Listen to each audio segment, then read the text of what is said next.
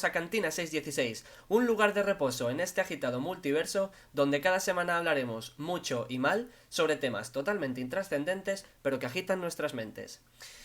Esta semana quiero dar paso a un ente oscuro y con tentáculos, un ser que yace dormido en las profundidades del océano y que ha venido a este podcast a desatar la locura.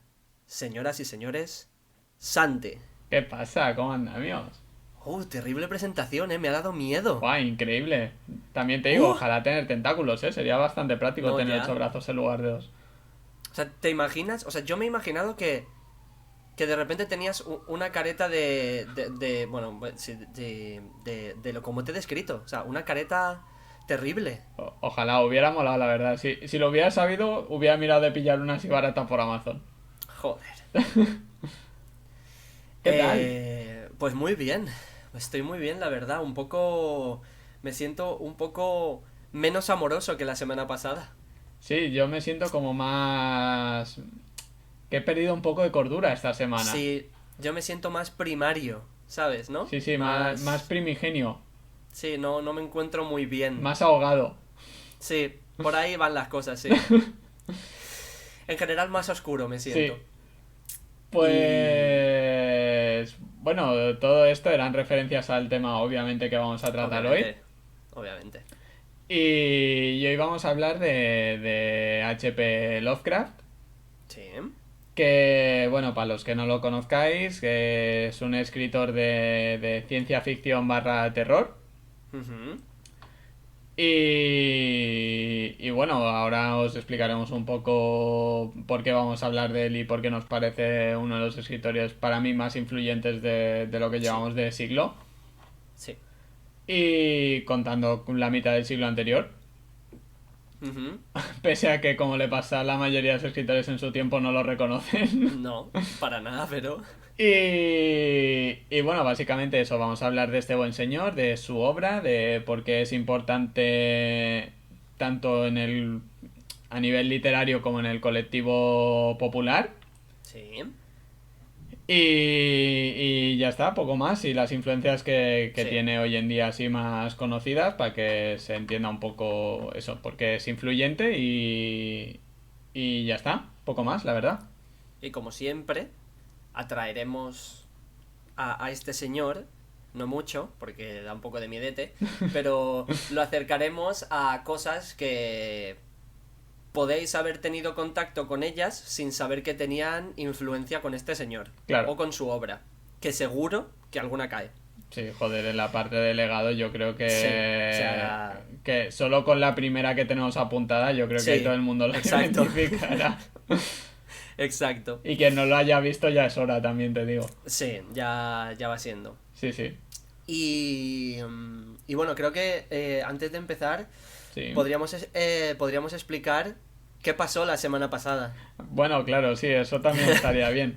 Pues resulta que la semana pasada, que como ya habéis visto y si no podéis ir a verlo porque sigue colgado, hicimos el especial de San Valentín, Sí, pero realmente el episodio que teníamos programado era el que estamos haciendo ahora, de Lovecraft. correcto. Y su influencia y toda la parafernalia. Y en eso que saliendo de la ducha le dije a Sergio, oye, tú y yo somos un poco subnormales, porque esta semana es San Valentín y dijimos en Navidad de ir haciendo especiales de festividades así conocidas o que vinieran al caso. Y tuvimos una pequeña crisis y realmente el guión que hicimos para San Valentín lo hicimos en media hora. Sí, o sea... Porque nos dio un ataque de pánico en plan, oh Dios mío, somos súper subnormales y vamos a desaprovechar la oportunidad. Que menos mal que el formato especial es fácil de improvisar. Sí, menos mal porque, porque... el formato, bueno, nos gustó ya en Navidad y dijimos de ir repitiéndolo con diferente contenido, pero es que si no hubiera sido un puto desastre. Tú imagínate que es al revés y para la semana pasada nos tenemos que preparar este guión. Ya ves, joder, No llegamos. que va. No, o sea... Hubiera decimos- sido, o sea, este guión que se dice pronto es un guión de 5 páginas solo de apuntes, más luego lo que vayamos a desarrollar. Sí. Que ya Sí. lo hemos dicho antes fuera de cámara, ojo que no se nos vaya 2 episodios como nos pasó como con los apocalipsis. Vamos a intentar que no. Pero... Más que nada para cuadrar agenda de los episodios. Sí, pero Pero no tampoco prometemos nada. nada, exacto. No vamos a pecar como en los primeros episodios de... ¿Tú te acuerdas aquello de... Sí, Sí. serán episodios de Nuestra 45 pretensión es que minutos. duren sí, media horita, entre media hora y 45 minutos. Primer episodio, hora y cuarto.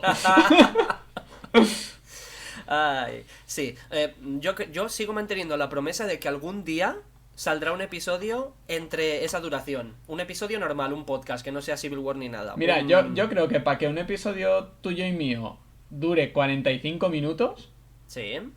tenemos que hacerlo de algo que no nos guste. Y solo así puede durar 45 minutos. Y obviamente no lo vamos a hacer de algo que no nos gusta.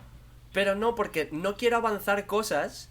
Sí. Pero si se hace un episodio en el que hablemos de algo que no nos guste a los dos, creo que sabes por dónde voy. Sí. Vamos a rajar tanto sobre esa cosa que va a durar. No, claro, pero yo creo- me hablo de... O sea, yo te hablo también de, sin avanzar nada, de podcast, no de lo otro. O sea, Ah, de vale, formato vale. podcast de explicar, que es en plan, bueno, pues como nos Sí, sí. chupa 3 pingos, lo explicamos rápido y para casa, ¿sabes? Sí, yo creo que. Yo creo que. eh, para que sea un podcast que nos dure media horita o 45 minutos, tiene que ser que hablemos yo qué sé, de la economía de Nueva Zelanda o el Sí, sistema o de monetario. algo que no nos interese, una mierda, Sí. o de lo que cenamos ayer. Exacto. Y Escúchame. aún así, de lo que cenamos ayer, Exacto, ojo eso te iba a que igual nos decir. ponemos, hostia, pues yo le bajé el fuego ahí. Bueno, vamos a ponernos al lío. Sí, Que tenemos mucha materia por delante y Tenemos muchos tentáculos tentáculos que para rato. tocar. Vamos para adelante, vale. Yo voy a empezar poniéndoos en situación, o sea, poniéndoos en la cara, así, by the face, a este hombre. Os lo voy a presentar y os voy a dar toques de su biografía más relevantes, más importantes, para conocerle cómo era él y por qué desarrolló este tipo de literatura tan siniestra. Porque no vamos a ver una literatura fantástica, Convencional. sí. Va a ser una... ¿Perdona, qué has dicho? no digo que no es una literatura convencional. No, para nada. O sea, es pura y únicamente una literatura de horror, terror, oscuridad. Todo mal. Todo mal. Lo hemos dicho a la vez. Espectacular. Sí, o sea, bueno, ya lo veréis. Sí. Vale, como ya hemos dicho, vamos a hablar de Howard Phillips Lovecraft. Es un señor que nació en Providence, que está en Rhode Island, en 1890 y murió en el mismo sitio en 1937, ¿vale? Con, si no voy mal, 47 años. Sí, 47 Vale. tacos. Madre mía. Fue un escritor estadounidense, como ya he dicho por donde he nacido, de novelas, relatos de terror y de ciencia ficción, pero principalmente relatos de terror. Fue un gran innovador en este medio porque, entre otras muchas cosas que veremos más adelante, creó su mitología propia, que se llama comúnmente los mitos de Tulu o mitología de terrores cósmicos, porque si no lo sabíais, este señor creó a Tulu. Exacto. Que esto a lo mejor sí que alguien lo ha escuchado suelto de Lovecraft, Sí. porque Tulu, como ya veremos, aparece en muchos sitios y a lo mejor tú escuchas Tulu, pero no sabes que viene de aquí. Pues sí, Lovecraft creó a Tulu. Vale. O como he dicho, o mitología de terrores cósmicos. Exacto. H.P. Lovecraft se aparta de las tradiciones históricas que había en el momento del terror sobrenatural. No hace cuentos de fantasmas, no hace cuentos de zombies, no hace cuentos de posesiones infernales, ni de satanismo. Básicamente incluye elementos de ciencia ficción, pero les da un toque más oscuro, es decir, mete razas alienígenas, viajes en el tiempo, existencia de otras dimensiones. Exacto, pero Y todo- incluso haciendo estas cosas no lo hace de manera convencional. No. Es decir, hasta el momento, las razas alienígenas, el viaje en el tiempo y las otras dimensiones eran cosas llevadas solamente en el campo de los escritos científicos.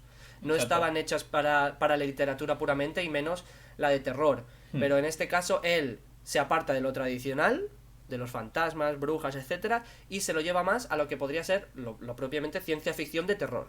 Exacto. O sea, Es un señor- diríamos que con Lovecraft se empieza a abandonar esa literatura gótica, en el sentido Ujú. más estricto de la palabra, del movimiento gótico, Sí. de lo que tú decías, de fantasmas, satanismos, castillos embrujados, etcétera, Ujú. y se pasa a terror, pero mezclado con ciencia ficción, que por esa época también con pleno auge de tecnológico. Pues Parece que fue un no, pero boom. fusionan muy bien. Sí. Y Y nada, ya está. eso lo coge este señor que viene de una familia burguesa y venir, o sea, haber nacido en esta familia, como suele pasar en cualquier persona, que tu familia marca tu personalidad, pues a él le marcan su personalidad elitista. Exacto. Y también su personalidad estaba muy marcada porque su madre era muy sobreprotector con él. Ujú. Eh, Su madre muere en 1921, teniendo él 30 años. Poco después, conoce a Sonia Green, que es una comerciante y escritora. Se casan y se mudan a Nueva York. Pum, de una. Solo está con esta escritora, con Sonia Green, 2 años. Luego, él vuelve a Providence y rechaza la vida neoyorquina. Antes ya no le gustaba porque en Providence, es decir, en los que son las zonas fuera de las grandes ciudades, siempre han tenido como un cierto rechazo a la gente de las grandes ciudades. Exacto. Y eso aumenta su rechazo a la vida neoyorquina y aumenta su racismo. Que bueno, hay que hacer Aquí... un apunte que tampoco se crea la gente que Providence es una zona rural donde No, no, no, hay no, no, no, vacas y no. cabras. O sea, era un pueblo, un pueblo, pero era una Pero zona normal, en plan. claro, en ese caso, en ese tiempo, Nueva York era, vamos, Sí, claro, eh, era la pleno NASA, foco era la cultural NASA. de...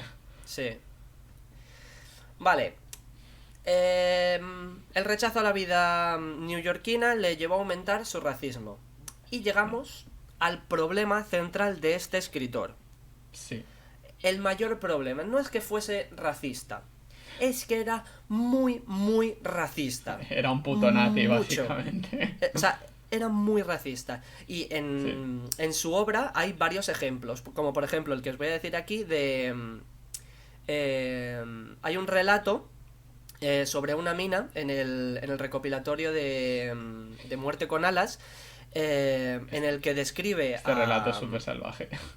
Sí, describe a los trabajadores de la mina, que son todos de ascendencia africana o sudamericana, como con rasgos de primate, incivilizados y más. Pero una cita textual, por ejemplo, en una de sus primeras poesías, que se llama En la creación de los negros, ya el título da lástima, dice tal cual esto. Cuando tiempo atrás los dioses crearon la tierra, a imagen y semejanza de Júpiter, al incipiente hombre moldeaban. Para tareas menores las bestias fueron creadas, aunque de la especie humana muy alejadas estaban. Para llenar el vacío y unirlas al resto de la humanidad, los anfitriones del Olimpo ingeniaron un astuto plan. Una bestia forjarían, una figura semihumana, colmada de vicios, y negro fue llamada. Pero a ver, Howard, mal, todo mal.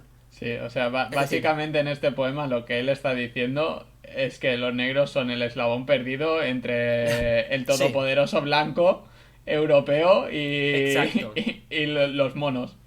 Exacto, o sea, no sé si es en el ejemplo que voy a poner ahora en otro, pero Mm, es que él se refería a sí mismo y a los blancos, en plan, a lo que él consideraba la raza blanca, como arios. O sea, él sí, decía, o sea, utilizaba la palabra ario.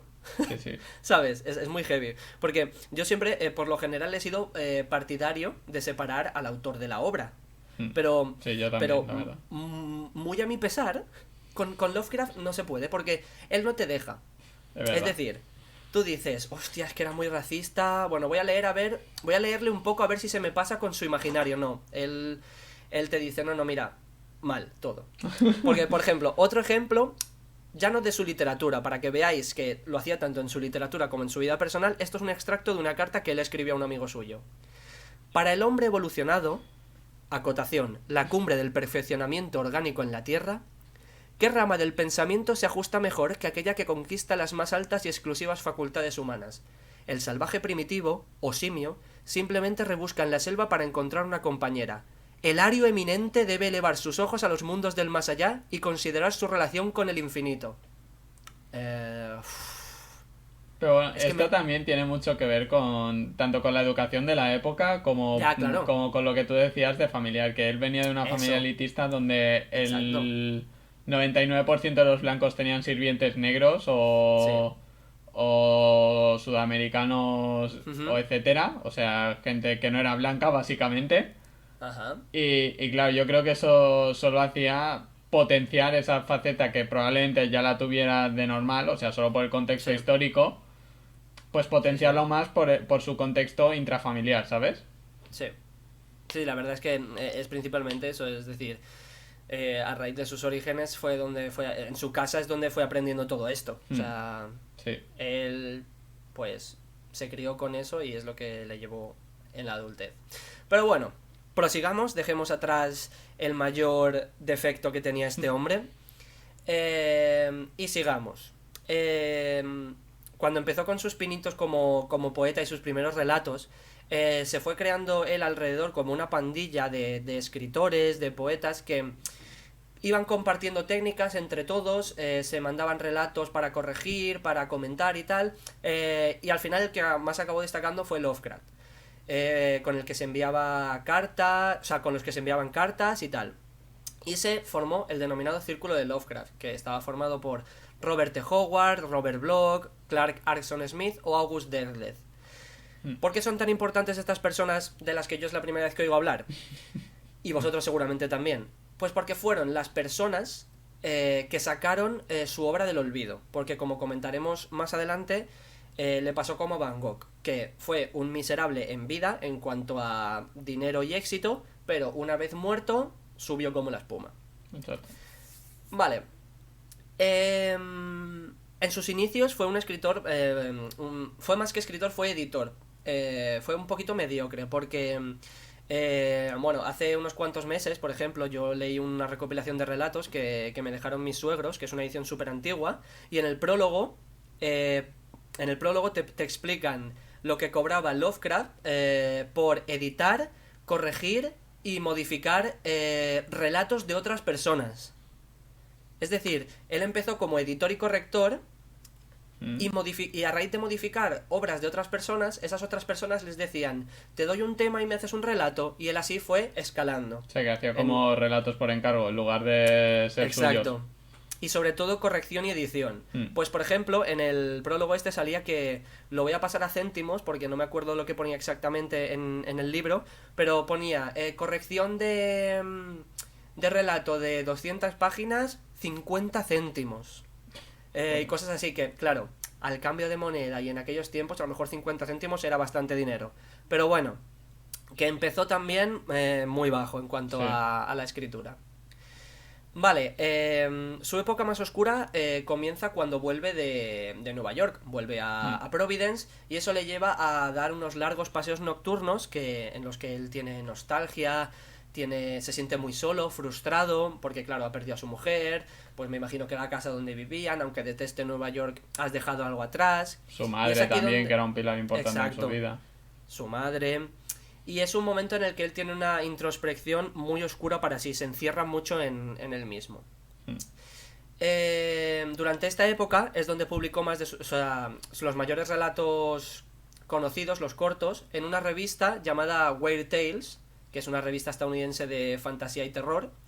Y ahí publicó, por ejemplo, uno de los más conocidos, que se llama Dagon, que ya Hmm. comentaremos un poquito más adelante.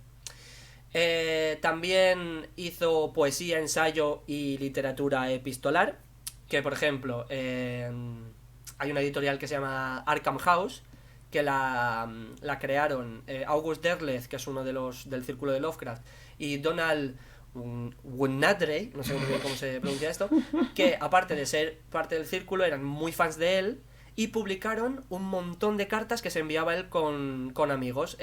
Él escribió unas 100.000 y se publicaron 1.000 de estas 100.000. O sea, Que bueno, una hay que hacer barbaridad. un pequeño inciso también para el que diga Arkham, muy como en Batman. El asilo de Arkham de Batman está basado precisamente en una de las ciudades, que ya hablaremos posteriormente de ella, Exacto. inventada por Lovecraft. Correcto. Hmm. Vale, este señor, al volver de Providence, adopta ya su propio estilo. Se encuentra. Y es un estilo que, vamos, que tú lo ves y dices, esto es Lovecraft porque me estoy deprimiendo. Es súper personal. Son palabras hiperlargas, polisílabas, adjetivos cultos y los más, o sea, muy recurrentes como atávico, luminoso, inmemorial, arcano, cosas, palabras muy pedantes. antiguos, sí, sí, muy de alta alcurnia. Un tono muy serio, oscuro y siempre solemne, en plan que te deprimía básicamente Sí. leer lo que estabas leyendo, es decir, no te encontrabas bien después de leer a Lovecraft. ¿Vale? Y nada, así para llegar un poquito más al final, influencias y etapas que él tuvo. Es decir, influencias que él recibió, no que él dio. Tuvo 3 etapas, de manera muy corta. La etapa gótica, sus escritos estaban basados en sus pesadillas. Tenían una atmósfera muy macabra, expresaban sus miedos ocultos, que estaban en la oscuridad, la mayoría de ellos, todos ambientados en grandes castillos, páramos desolados, y se representaba, como en el periodo gótico de la literatura, a la noche como la desatadora del mal. Y aquí su mayor influencia fue el conocidísimo Edgar Allan Poe. Después tuvo la fase onírica, que yo diría que es la más happy flower de Lovecraft. En esta representaba más fantasías del mundo de sus sueños, lo que él soñaba, que la mayoría de veces no soñaba cosas muy normales tampoco. Pero bueno, se centraban en lugares de ensueño, mundos mágicos, antiguos, de culturas y mitologías mediterráneas, que no eran muy oscuras las mitologías mediterráneas, eran... Sí que tenían cierta cosa turbia y Nah, tal, pero pero... eran más brillantes, por así decirlo, Sí, no eran tan oscuras sí, como lo que acostumbraba a exacto. leer. Y eso entraba en contraposición con un escritor más o menos contemporáneo suyo, que era Tolkien, que se basaba en mitologías nórdicas. Exacto, que bueno, quien no conozca a Tolkien es el No, autor ya. del Señor de los Anillos, El Sí. Hobbit, Silmarillion, etcétera, etcétera. Yo lo he presupuesto ya. Ya, pero bueno, por si acaso. Y en esta etapa más onírica su influencia fue Lord Dunsany, que fue un escritor irlandés con el que también hay veces que tenía contacto y tal. Si no voy mal, creo que le he tirado un triple y no recuerdo si con este también mantenía correspondencia. Me Bueno, suena que sí, pero no estoy seguro, la verdad. lo vamos a dejar en un paréntesis. Y luego estamos en la última etapa, que es en la que él floreció más y se llegó a conocer más posteriormente, que es en la llamada etapa de los mitos de Tulu. Que todos sus relatos se centraban en la supervivencia de un mal antiguo, las cosas primigenias, creencias místicas, misterios de la realidad y de la historia. En el 1923 es cuando él encuentra este estilo, las cosas ocultas o sea, las cosas oscuras ocultas detrás de la verdadera historia de la humanidad. Y ahí recibe la influencia de Arthur Machen, diremos Arthur Machen, que si no voy mal también era un escritor galés contemporáneo, no lo recuerdo mucho. Es que hay muchos nombres en Sí. este guión, ¿vale? O sea, entenderéis que baile Y todo un estos poco. son los fáciles. Sí, y estos son los fáciles. Los temas más recurrentes en esta etapa y en la mayoría de su obra más prolífica son el conocimiento prohibido, las influencias externas a la realidad, la culpa atávica, el destino inevitable y la civilización en general amenazada. ¿Por qué? Ya lo veréis. Exacto. También le influyó mucho a la hora de escribir los avances que hubo en esa época en biología, astronomía, geología y física. Eso le llevó a desarrollar a él como un concepto filosófico que es el cosmicismo, que básicamente, ¿cómo se dice? Presentaba que el ser humano es insignificante en el cosmos, que somos nada y que hay fuerzas externas muy poderosas que nos pueden hacer así y destruirnos para siempre. Que bueno, esto también está muy atado, que también lo diré después, pero como ya lo has introducido tú, con el nihilismo, en el sentido de que somos tan pequeños que nada de lo que hagamos sirve para nada porque no va a alterar nada en el sentido de universalmente hablando. O sea, como el universo es tan grande, una acción nuestra, por así decirlo, Sí. no va a influir en nada, por lo que, ¿para qué hacerla? Sí, O sea, exacto. es un poco. Es una mezcla de eso, de una visión muy, muy global de un universo vastísimo, infinito, Ujú. con el nihilismo del ser humano de decir, ¿para qué si soy un grano de arena en este. ¿Sabes? Exacto, sí, totalmente. Es que es básicamente eso, que él Sí, veía a la humanidad insignificante en todo el cosmos. exacto. Otro rasgo que define su obra, que no su personalidad, es que se ha dicho mucho que en sus obras hay escasez de mujeres y mucho rechazo a la sexualidad. Y eso básicamente él no pone ninguna excusa, él dice básicamente que esto es por el cosmicismo, por lo que acabamos de explicar. Como sus obras se centran en que la humanidad es nada en el cosmos, para él el acto reproductivo, el sexo, pasaba a un segundo plano porque daba igual, no somos nadie. Y entendía él la misoginia como una superstición que venía del mundo oriental y de la cual el hombre ario otra vez, se tenía que desprender.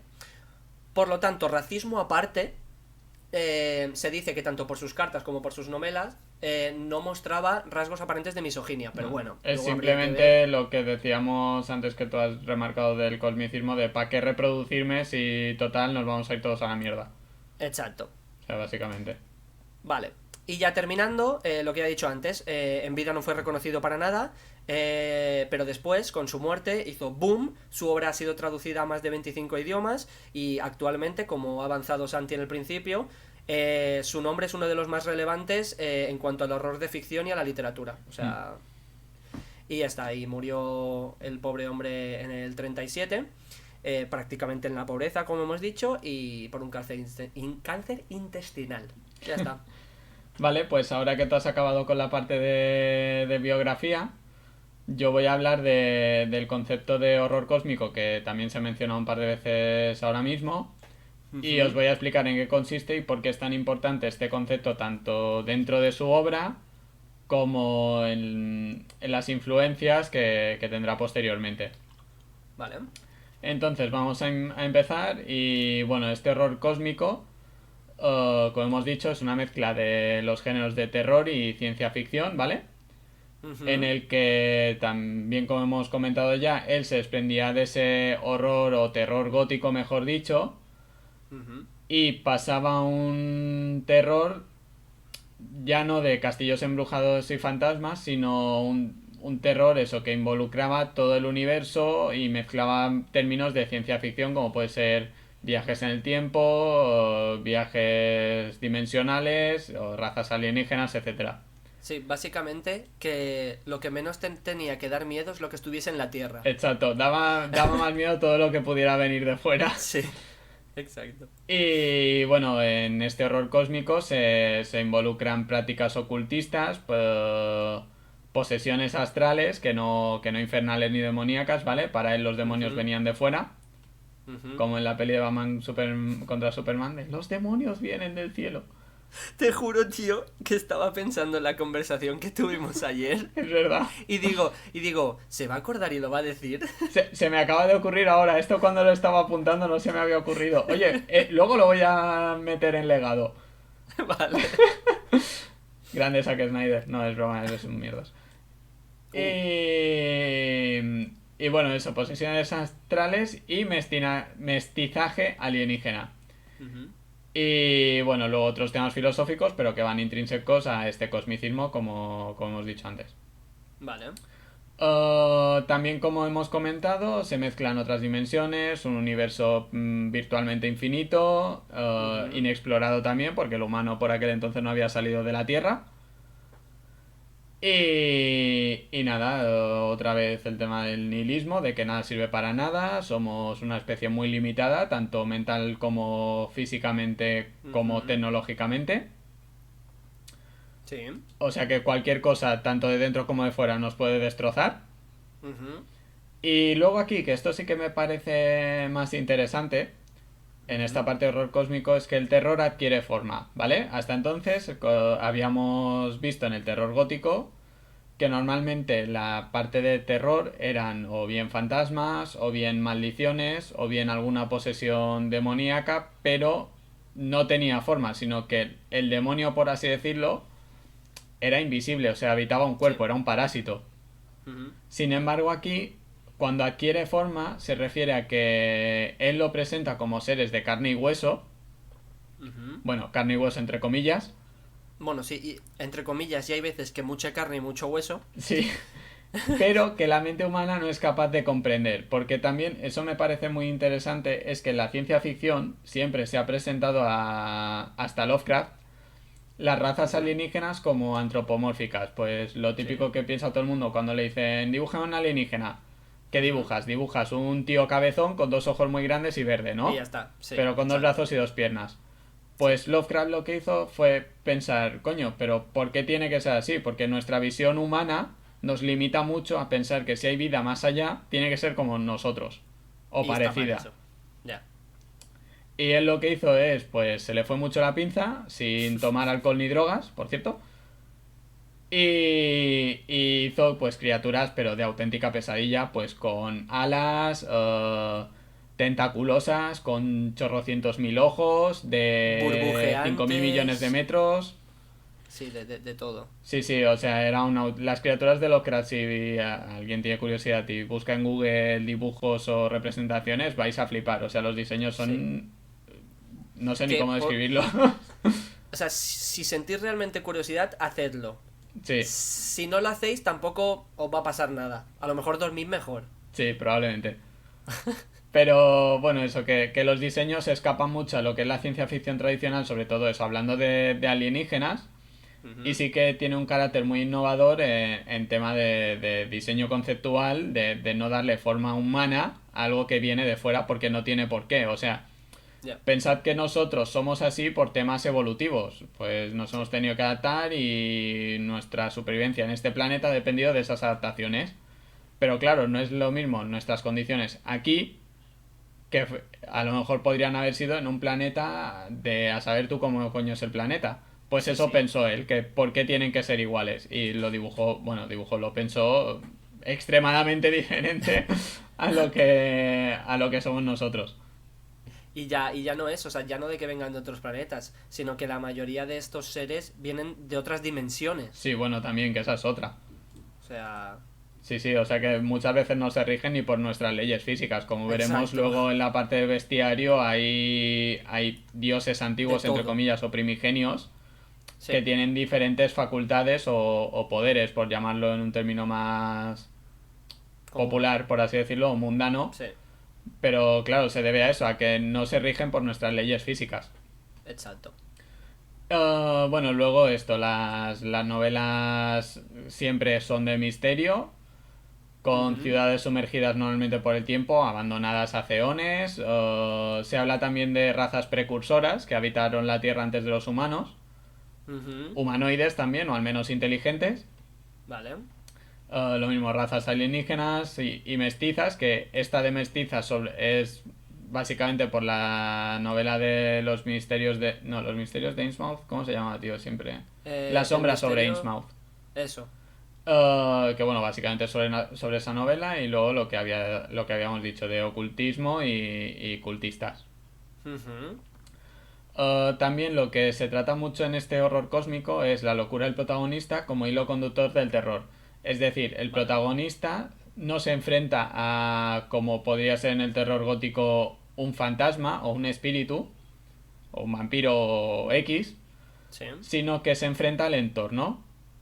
Es Ujú. decir, la mente, en este sentido, porque el protagonista siempre busca la verdad, por así decirlo, o el conocimiento De algo. sí, de algo que le empuja a esa aventura, entre comillas. Necesita, o sea, se le presenta algo de lo que necesita saber o descubrir más. Exacto, ¿O por qué? exacto. Y pues básicamente el protagonista se enfrenta en esa búsqueda de conocimiento al entorno. No, como decimos, muy pocas veces se enfrenta a una criatura. Sí. Prácticamente en Y ninguna. exacto. Y bueno, aquí lo que yo tengo apuntado es que la mente,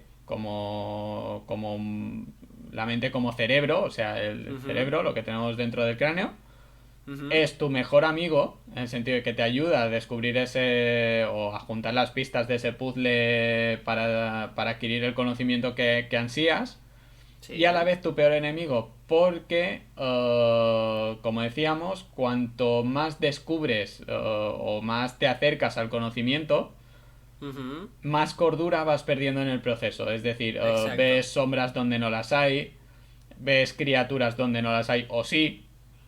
Es decir, cuando descubres, o sea, en el universo de Lovecraft, cuando descubres todo lo que hay en el universo y sabes cómo se representa, lo empiezas a ver. y Exacto.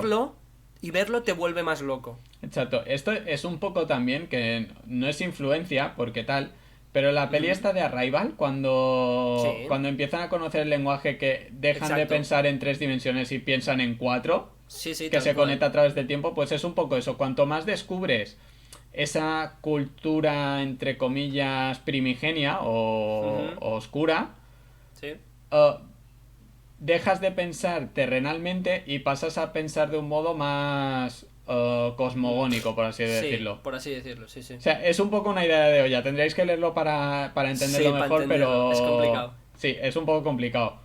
Pero la verdad es que es muy interesante. A nivel Sí, literario y narrativo está muy bien, la sí, verdad. sí. Luego también tenía mucho desdén por lo religioso. Como habéis visto en la parte de biografía, como ha contado Sergio, no se menciona por ningún lado tema de religión. Y No, es porque él sentía un desapego total sí. por esta, porque básicamente decía eso, que Dios no existe y que estamos solos a merced de estas fuerzas cósmicas que son incomprensibles para nosotros.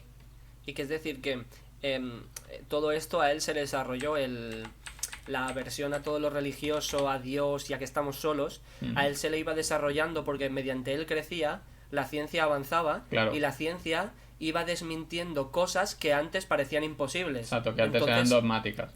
él llegó a un escepticismo radical. Sí. O sea, no al punto de quemar curas en medio de la plaza, No, pero sí que sentía... bueno, no quemar curas, no a ese nivel, pero prácticamente cualquier personaje del mundo religioso que aparezca en una de sus novelas va a ser el malo 100%. Sí, pero... Bueno, sí, sí, realmente sí. O sea, Pero porque se les trata como ocultistas a los religiosos. ya. De hecho, el protagonista normalmente siempre es, como él dice, un hombre de ciencia o un científico Hmm, que busca ese conocimiento, pero es por eso, porque hablamos de un contexto histórico en el que la ciencia tenía un boom espectacular. O sea, ujú. pensar que él era casi, sí, casi con, bueno, ahora no sé si me estoy columpiando, pero Einstein creo que Vale. era casi contemporáneo Em, suyo, ¿no? es decir, no sé si contemporáneo como tal, creo que sí, pero yo también o sea, tengo conocido que sí que tiene cierta influencia en los descubrimientos de Einstein sobre su obra. O Sí, sea, sí, yo son, solo... son contemporáneos. Y Sí, bueno, sí. Einstein entre más científicos, pero me refiero, o sea, quiero que os situéis en su contexto en el que Mm, la ciencia deja de ser algo de 4 frikis que estaban descubriendo cómo hacer luz en el poblado sí, y pasa a explicar el mundo, exacto, que antes se pasa. Y explicaba también mediante la religión.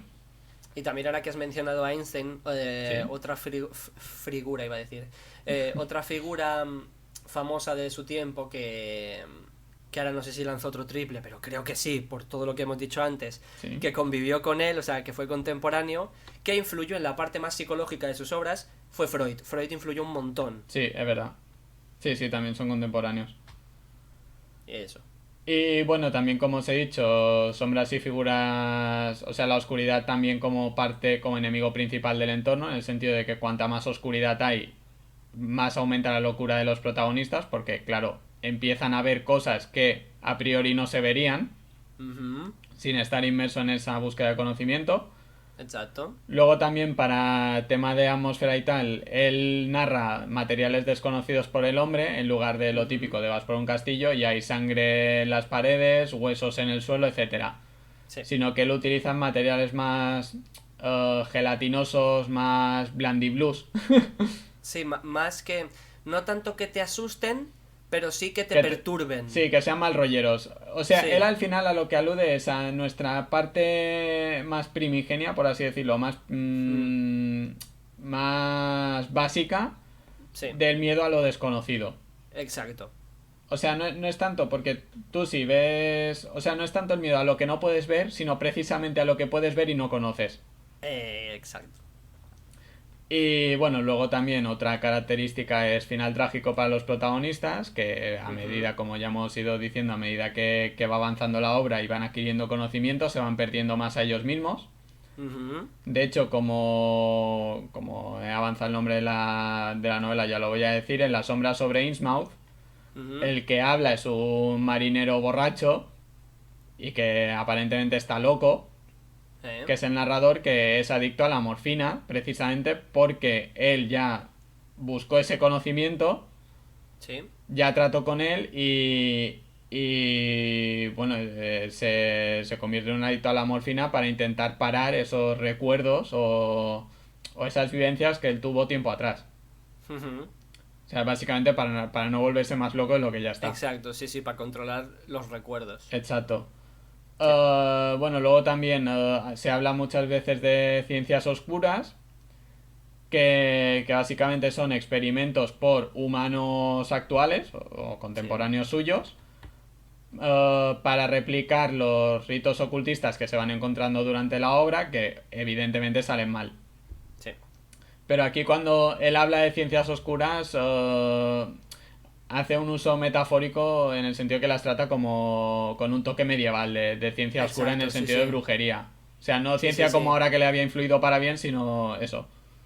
Sí, sí. Porque su estilo es muy arcaico. Intencional, pero arcaico. Sí, se refiere a algo más chamánico. Exacto. Sí. Y luego también que tú has mencionado el tema de la culpa atávica. Ujú. Esto se refiere a que el protagonista normalmente, bueno, el protagonista, en general la gente es igual de culpable de los crímenes de sus antepasados de lo Ujú. que fueron los mismos antepasados. Es Sí. decir, si yo tuviera un tatarabuelo que fue un asesino, yo soy igual de culpable o igual de Sí. asesino que mi tatarabuelo, ¿vale? Y por eso pagarás en el presente. Exacto, por lo que Básicamente. hablaríamos de cierto determinismo o destino inevitable, ya que Sí. todo se trata de un plan mayor, es decir, volvemos al nihilismo de antes, que nada de lo que Sí. hagas va a influir No. porque ya está todo escrito entre comillas o simplemente hay un plan mayor que tú como humano no puedes lograr a comprender. Exacto. Y bueno, básicamente es eso, que la culpa se transmite a través de la sangre y de hecho muchos de los protagonistas Sí. tienen relación directa con el ocultismo dentro de la mitología de Tulu, o bien porque sus familiares han sido ocultistas, o porque tenían conocimiento de estos primigenios, etcétera. O porque viven en un pueblo donde se hizo una masacre en honor a un dios. Exacto. Sí, Pero siempre cualquier están cosa. relacionados de manera más bien Por lo... indirecta, Eso, pero... exacto. Por lo general suele ser indirecta. Sí, pero bueno, que suelen tener relación. Es decir, que ellos Sí, no pueden escapar de esa faceta aunque quieran. Básicamente, o exacto. aunque no les pertoque, por así decirlo, no se hayan querido meter en el fregado. Exacto. Y nada, hasta aquí la parte de horror cósmico. Eran básicamente un par de conceptos que es lo que dan coherencia sí, o lo Sí, que conforma esa última etapa de los mitos de Tulu en Lovecraft, que es la más importante. es decir, el horror cósmico que has explicado tú y lo que voy a explicar yo ahora son los dos grandes pilares que se necesitan conocer un poco para comprender toda la obra de Lovecraft. Es decir, Exacto. se basa en los dioses antiguos, que lo voy a explicar yo ahora, lo avanzo, y el horror cósmico. Juntar estas dos cosas, comprenderlas y saber cómo funcionan es lo básico, bueno, lo básico, si te vas adentrando vas explorando más, pero son las dos cosas más básicas para entender cómo funciona la obra de Lovecraft y por qué ha calado tanto, por qué es tan no sé, de suspense, por qué te mantiene siempre ahí que quieres un poco más, pero no sabes si leer. Exacto. De hecho, bueno, esto nos ha pasado tanto a ti y a mí, lo hemos hablado fuera de cámara. Ujú. A mí me encanta la narrativa de Lovecraft en el sentido de Sí. que cuanto más vas leyendo, o sea, tú tienes como lector el mismo recorrido que tiene el protagonista dentro de la obra. Es decir, cuanto más Ujú. vas leyendo, que el protagonista obviamente va avanzando más Ujú. perturbador se vuelve el relato, pero tú, pese a que se vuelva más perturbador, más ganas tienes de seguir Claro, leyendo. O sea, más quieres quieres conocer profundizar en ese más. conocimiento para que te cuadre todo. O sea, tú indirectamente estás viviendo lo mismo que el protagonista, porque Exacto. el protagonista no te avanza nada. Generalmente, siempre es todo a través de un escrito, Sí. de alguien que le cuenta algo a otra persona o de el protagonista que te cuenta unos recuerdos. Por lo tanto, todo se te va contando de manera lineal, sin saltos adelante, que te Exacto. puedan avanzar nada. Entonces, tú vas a descubrirlo todo a la vez que la persona que sufrió lo malo Hmm. y vas a sentir la misma angustia tanto por querer saberlo como por el miedo a lo que pueda haber. Exacto, es que es eso, es que también sientes la misma necesidad de querer ir más allá, porque Sí. no te empiezan, o sea, cuando te empiezan a encajar las cosas, dices, joder, pero necesito saber por qué. Y luego Exacto. el siguiente capítulo, joder, ¿y por qué? Y el siguiente, Son- ¿y por qué? Y estás así, pues hasta que te acabas el relato. Realmente es una literatura que yo he sentido realmente que te atrapa. Sí, Y eso te yo, iba a decir, es muy atrapante la literatura de Lovecraft. y yo lo digo sin haber leído las grandes historias de Lovecraft. Es decir, yo he leído simplemente relatos. No me quiero imaginar si me leo las novelas grandes. No, las novelas grandes ya te digo yo que son O sea, también una pasada. Que bueno, los porque relatos es lo mismo, pero en corto, también te digo. O sea sí, sí. que Sí, se sí. hace. O sea, en tema de lore y todo eso es básicamente lo mismo.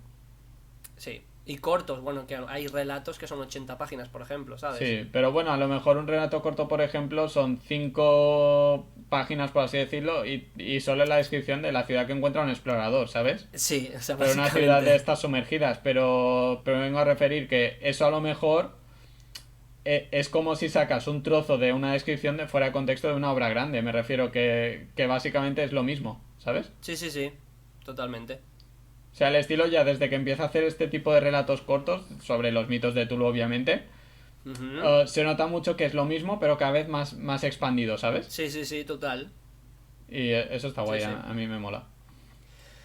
Vale, pues vamos a pasar ahora al otro gran pilar de la literatura de Lovecraft, que son sus bichos. Sí, Los denominados dioses antiguos, sí, que son las figuras centrales que directamente o indirectamente hacen que ocurra todo lo que sucede en cada relato y en cada novela de Howard Philip Lovecraft. Mm. Vale, así para dar puntillitas, antes de hablaros de algunos de ellos, los más relevantes, porque hay infinidad, sí, hay un joder. montón. Eh, Comentar un poco que son dioses alienígenas y de otras dimensiones. Es decir, no vienen de este plano, no vienen de este planeta. Por mucho que algunos habiten aquí, vienen siempre de fuera de la Tierra. Exacto. Y se alimentan de alguna manera o de otra de la humanidad. De su cordura, de su carne literal, de lo que sea. Pero se alimentan de la humanidad. Vienen aquí a alimentarse de nosotros. Ya Exacto. está. Nosotros somos poco más que ganado en sus obras. Exacto. La mayoría de ellos tienen rasgos de mitos y leyendas antiguas que ya conocemos, como comentaré un poquito más abajo en algunos, y ya veréis a lo que me refiero. August Derleth, cuando popularizó ya la obra de Lovecraft, ya él mismo, los categorizó a esta mitología como los mitos de Tulu. Pero Lovecraft se refería a su propia mitología como Yoxozoceria, que alude a uno de los seres más poderosos que tenía dentro de su panteón mitológico. Que ya Exacto, que es comentaremos. como... Bueno, sí, ya... Pero comúnmente, si ya es difícil pronunciar algún nombre, yo prefiero llamar... los prefiero llamar dioses antiguos o mitos de Tulu que Yoxozocería, ¿sabes? Me sabe mal por Lovecraft, pero Sí, otra cosa no, pero imagínate con los nombres era un rato el cabrón. sí.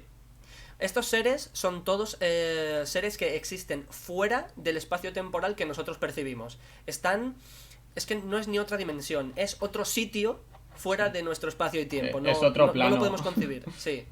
No lo podemos concebir. Exacto. Generalmente están todos o encarcelados o su poder está restringido para interactuar con la mayoría de las personas. No están, por así decirlo, a su pleno potencial. Exacto. Y ya hacen muchísimo sin estar a su pleno potencial. Vaya. Pero se suelen liberar cuando alguien o un grupo de alguienes interactúa con ellos. Los Exacto. libera, les reza, les hace un culto, etcétera. Y ahí ya se desatan, se lía parda. Que tampoco y, se el desatan mundo con su loco. pleno poder, simplemente tienen un pequeño portal de entrada. Sí, sí, sí, sí. Tú les dejas esto y lo que sale de aquí, terrible. Sí, Uy, sí, me ya dan es el la ojo hostia. casi me arranco el ojo. Vale, Estarás y aquí... perdiendo cordura. Dime. No digo, a ver si estarás perdiendo cordura. Sí, ya estoy perdiendo facultades. Como ya ha dicho Santi antes, estos seres tienen una forma física que la mentalidad humana no puede procesar. Y eso mismo, como tú ves algo que tu mente no puede procesar, es lo que te hace que te vuelvas loco. Exacto.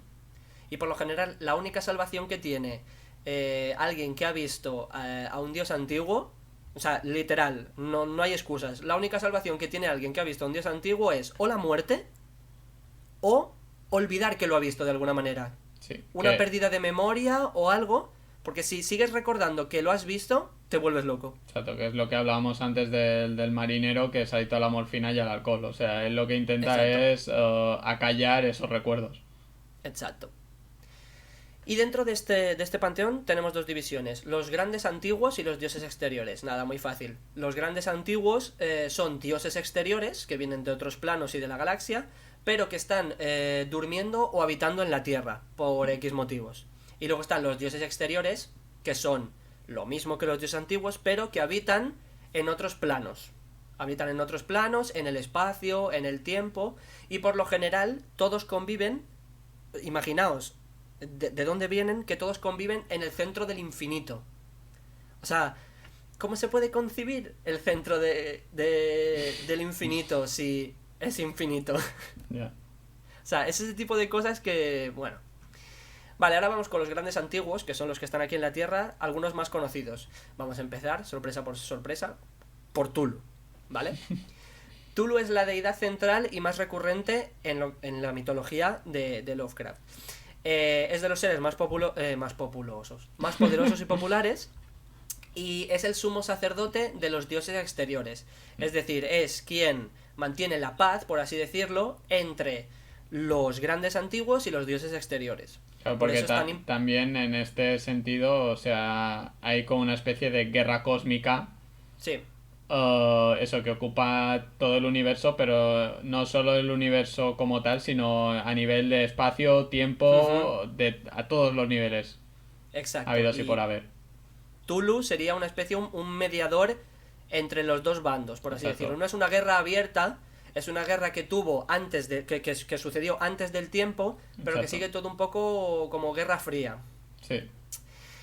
A Tulu se le describe, si no lo habréis visto ya, es una figura un tanto humanoide, con cara de pulpo, que es lo más reconocible, escamas, garras tanto en pies como en manos, y unas alas largas y estrechas. Y también se dice que su piel está recubierta como de una sustancia que no viene de este mundo, que lo hace indestructible.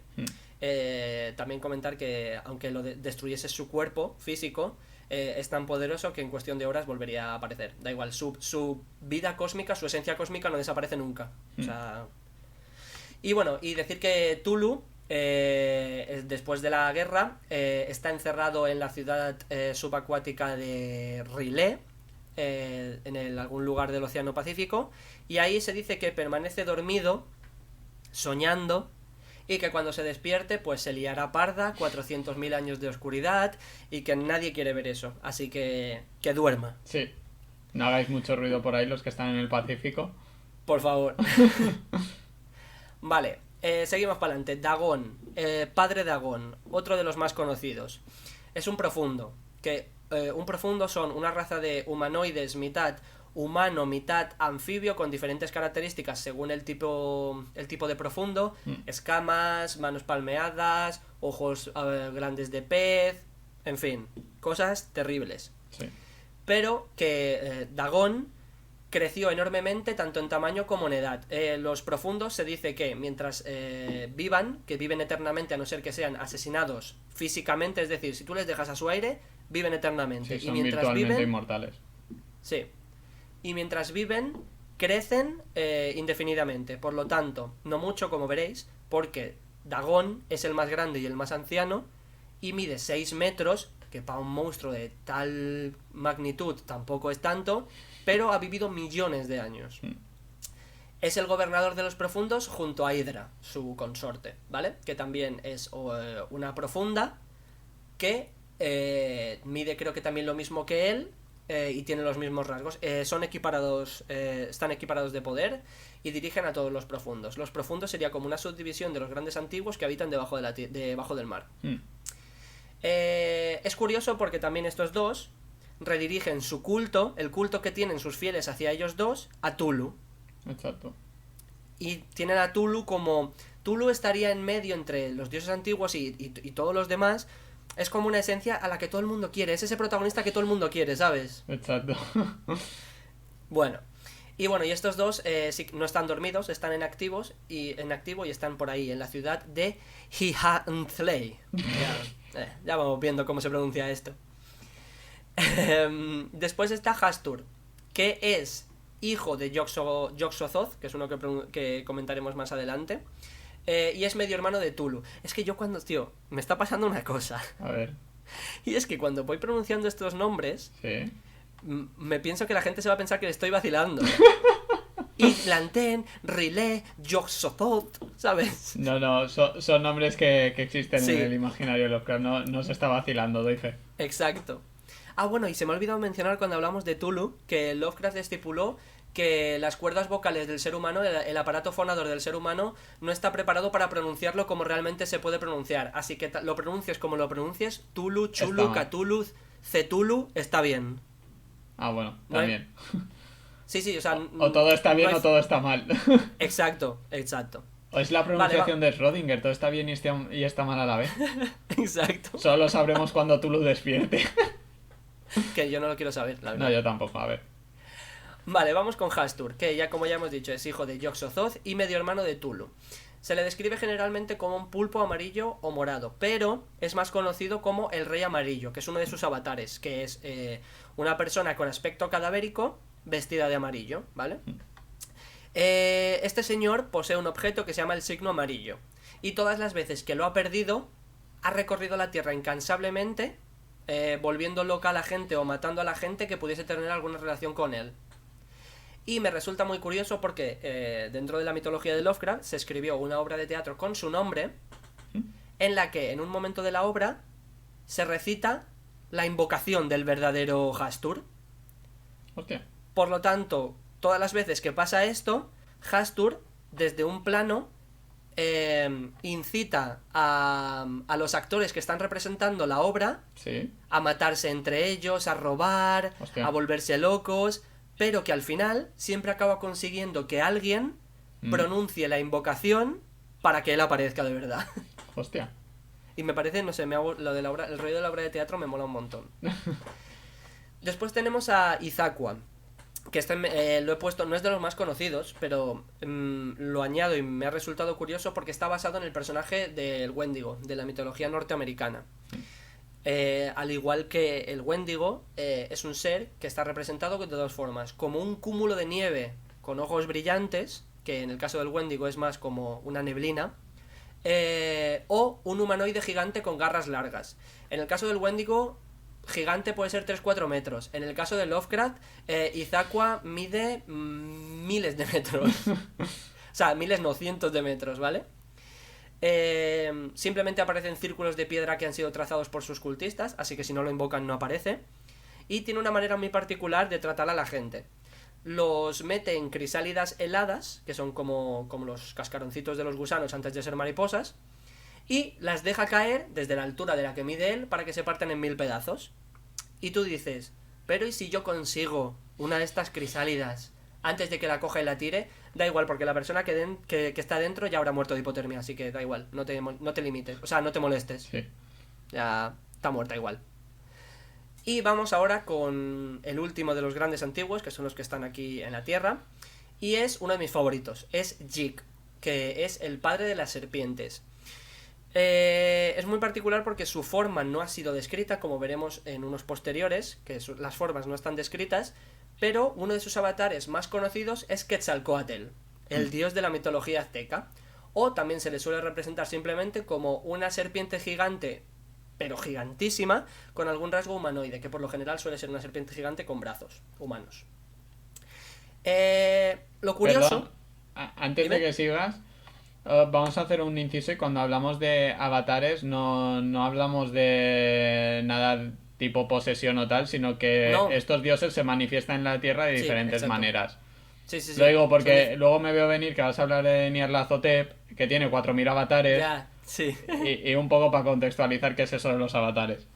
Sí. Y ya está, bueno, eso. son formas que tiene el dios de presentarse físicamente. Exacto. Pues la más conocida de allí, que es esa, Quetzalcóatl, la serpiente de la mitología azteca, o una serpiente gigante con brazos.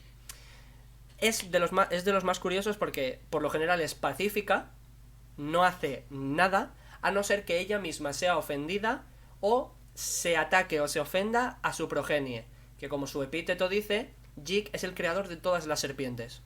Todas las serpientes son descendencia suya, entonces, si alguien mata a una serpiente, lo maldice con la maldición de Jig. ¿Qué es la maldición de Jig?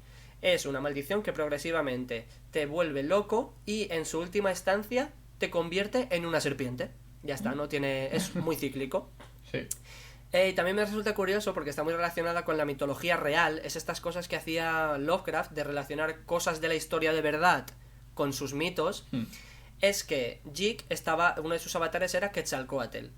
Y los seguidores de Jig estaban enfrentados a los de Nyarlathotep, que uno de sus avatares era Tezcatlipoca, que es el dios jaguar azteca, que también estaba enfrentado con Quetzalcóatl. Exacto. Y es como que es como lo que hacían los cristianos con las fiestas romanas para que encajase todo mejor. O sea, aprovecha algo que ya existe para que encaje algo mejor. Exacto. Y ya está. Vale, y ahora vamos con los dioses exteriores más conocidos, que son los que están ahí en el espacio mirándonos. Hola, ¿qué tal? El primero, y vamos con el más grande de todos, es Azathoth.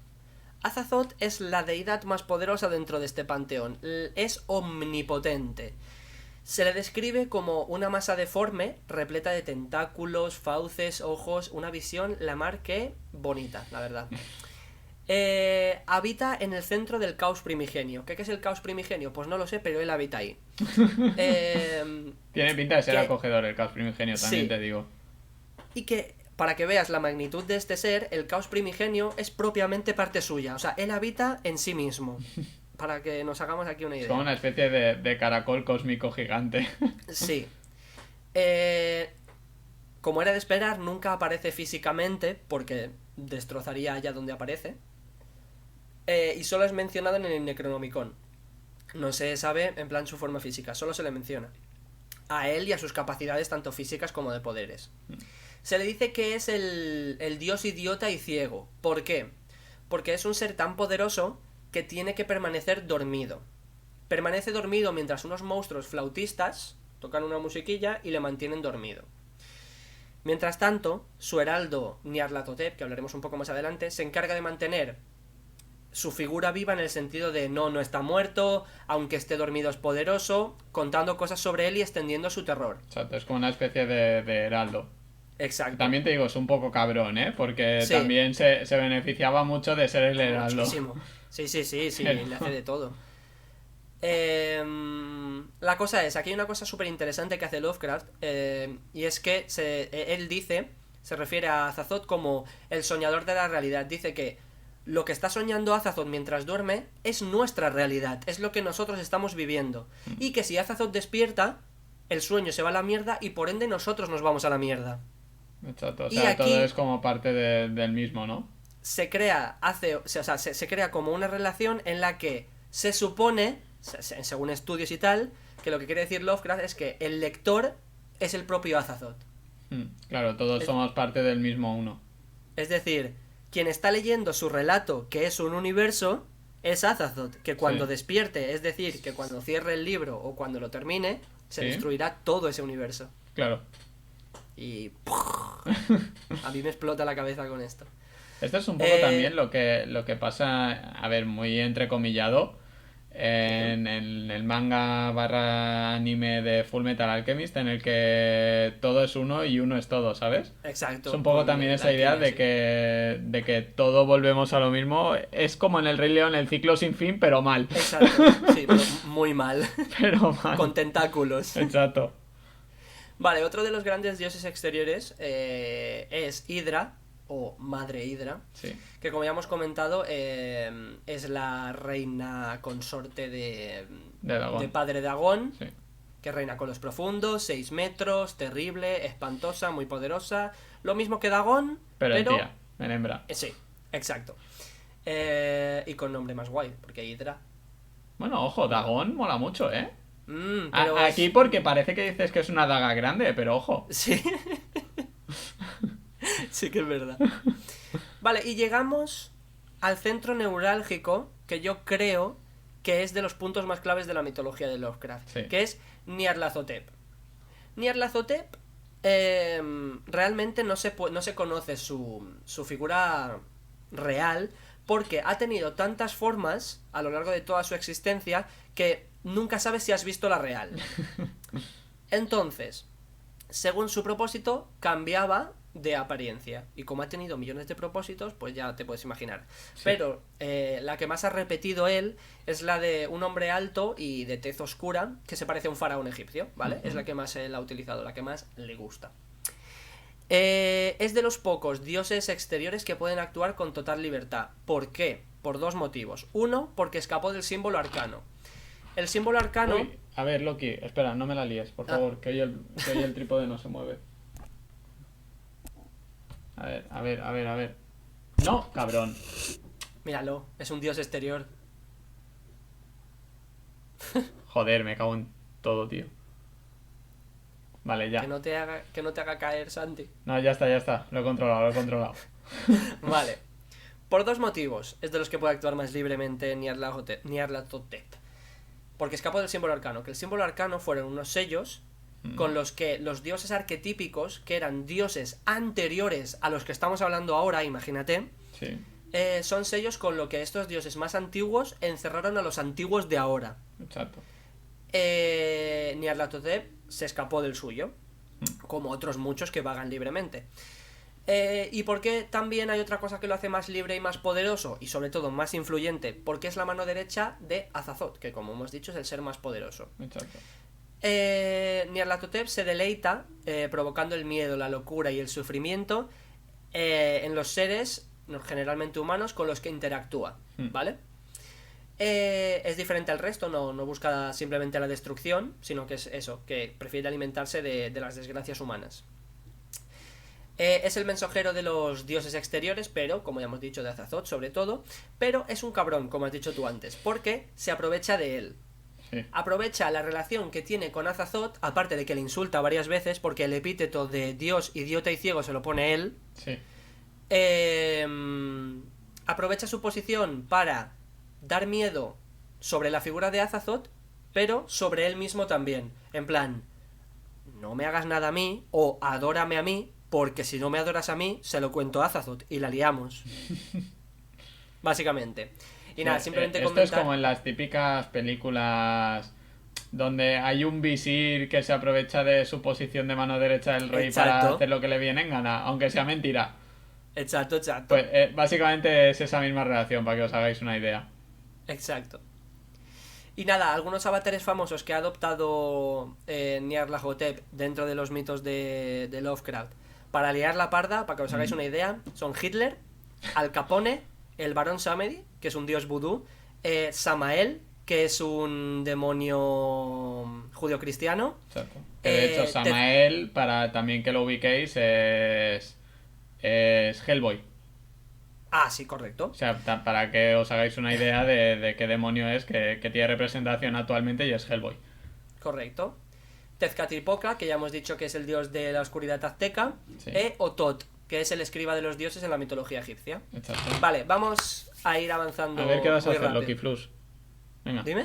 No, hablo con el gato. Ah, Que volvía a saltar. Quieto ahí. o lo que tú crees que es el gato. ¿Te imaginas que bosteza y le salen dos tentaculillos? Dios. O sea, estoy entre que me molaría y me preocuparía, ¿sabes? Hombre, yo prefiero que llames a la policía. Si te digo tentáculos, llama a la policía. Escúchame. No creo que la policía pudiese hacer mucho, ¿eh? Ya bueno, coño, pero al menos que avisen a mis seres queridos. Ya, sí, eso siempre, hombre. Vale. Vamos con los dos últimos. Muy rápido. Subniguraz. El epíteto me encanta. La cabra negra de los bosques de los 10.000 retoños. Toma ya. Toma ya. O sea, Alfonso X el sabio. No. La cabra negra de los bosques de los 10.000 retoños. Ya ves. Coño, el sabio. Bueno. Esto es un poco una como de- decíamos de el día del juicio final, que son epítetos Exacto. hiperpoderosos que solo el nombre acojona, ¿sabes? Exacto. Pero pese a ese epíteto, dentro de la mitología de Lovecraft, es la diosa de la fertilidad. Es una deidad de la fertilidad. Y es la abuela de Tulu. Qué pequeño es el mundo. Sí, o sea... Tampoco aparece físicamente muchas veces, también es simplemente descrita en el Necronomicon. Y se dice que es una masa amorfa repleta de patas de cabra, tentáculos, fauces y genitales femeninos y masculinos, de ahí lo de la fertilidad, que utiliza estos genitales a veces para reproducirse con sus devotos. Sí. Es la segunda deidad con más devotos, ¿vale? Con más adoradores, que solo es superada por Nyarlathotep.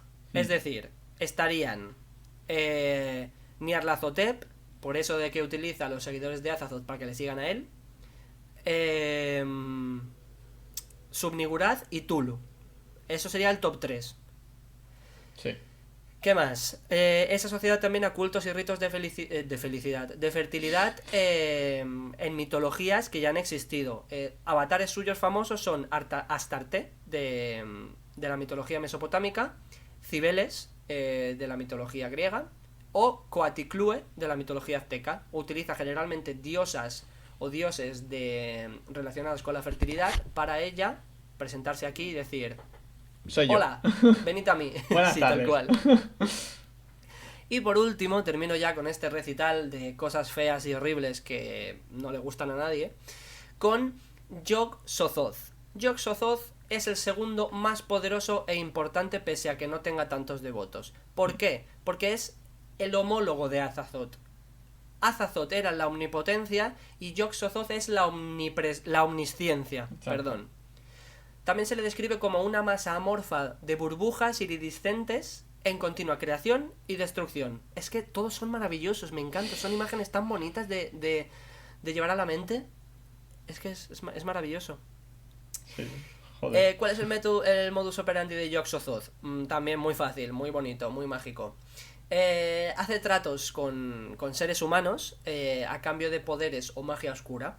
Si esa persona acepta, él hace: pues te he engañado, abre un portal a su planeta y lo destruye o lo saquea, ¿vale? Ese es su modus operandi, un poco la del buitre, un poco el zorrete. Sí, es un poco zorro, Yog-Sothoth. Sí, es un poco zorrete el cabrón. Sí, que esto también, lo que te iba a decir antes es que cuando hablabas de cómo puede ser que si el universo es infinito exista un centro, Sí, lo que te iba a decir es que en algunos mitos se presenta a Yog-Sothoth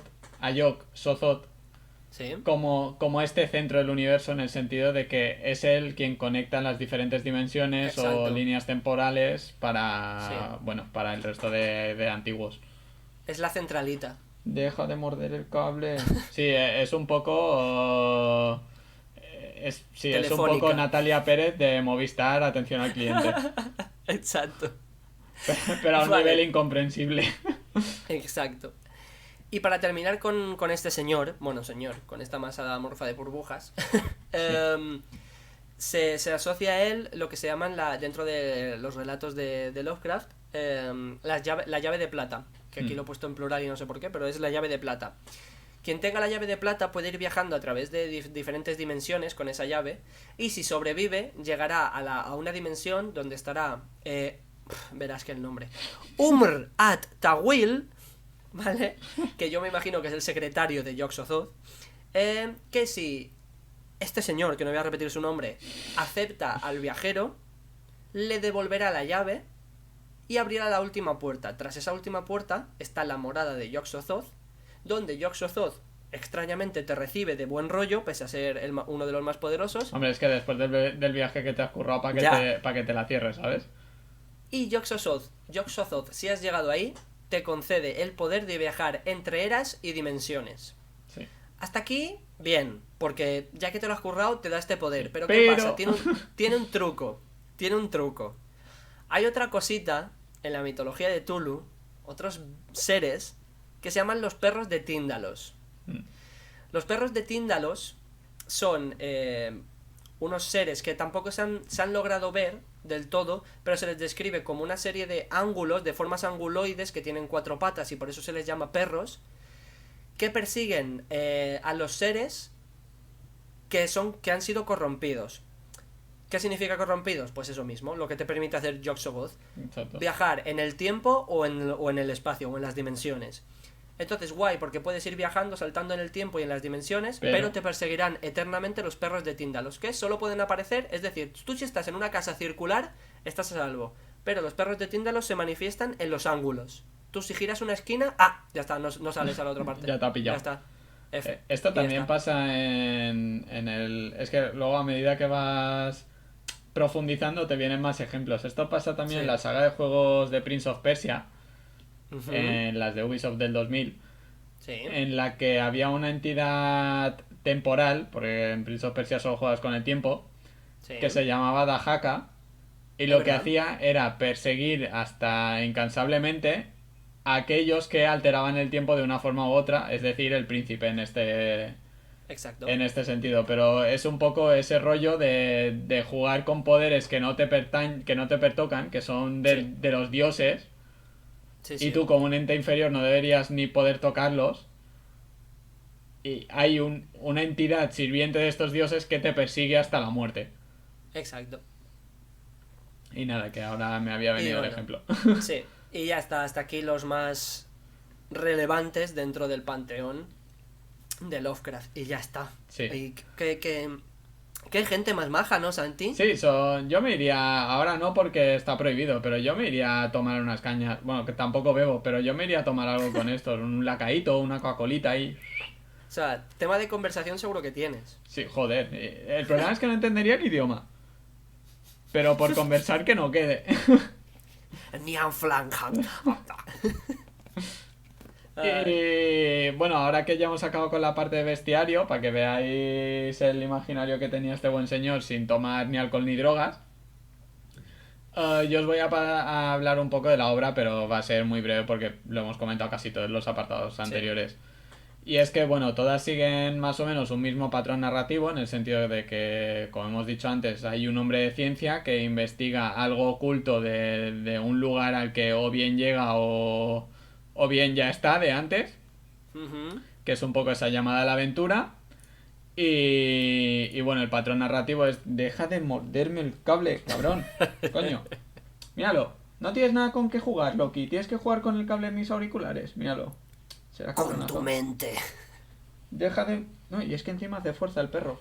Venga, tira por ahí, coño. Venga, voy a molestar a los otros gatos. Corre, venga. Corre al campo. Pues eso, como iba diciendo, sigue el mismo patrón literario en el sentido de el hombre de ciencia al que se presenta la Ujú. aventura. Sí. Y cuanto más se entra en el conocimiento, más va perdiendo la cordura o peor se le presenta el futuro a él. Sí. Y bueno, es eso, siempre sigue el mismo tipo de esquema. Que diréis, joder, entonces qué aburrido, porque he leído uno, leídos todos. Sí, No. pero el conocimiento que se te presenta en los libros es muy diferente unos de otros. Sí. Los Y personajes, la ambientación y el final también son bastante... Es lo que te despierta más curiosidad. exacto, y eso es importante en cuanto a que Lovecraft, al contrario que muchos otros novelistas, tiene un universo literario. Es Ujú. decir, todas sus obras están interconectadas, aunque no sea explícitamente.